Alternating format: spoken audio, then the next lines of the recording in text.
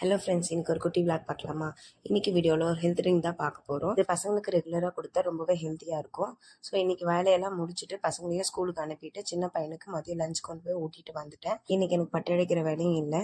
சரி, கொஞ்சம் சும்மா இருக்கிறதுனால இது எதனா செஞ்சு வைக்கலாம்னு சொல்லி தான் ரெடி பண்ணிட்டு இருந்தேன். ஃப்ரீ டைமில் இது போல் ஒர்க்கெல்லாம் ஃபினிஷ் பண்ணி வச்சுக்கலாம். அதுக்கு ஒரு 100 கிராம் பாதாம் பருப்பு எடுத்து ஸ்டவ் ஸ்லோ ஃப்ளேமில் வச்சு நல்லா வறுத்து எடுத்துக்கோங்க.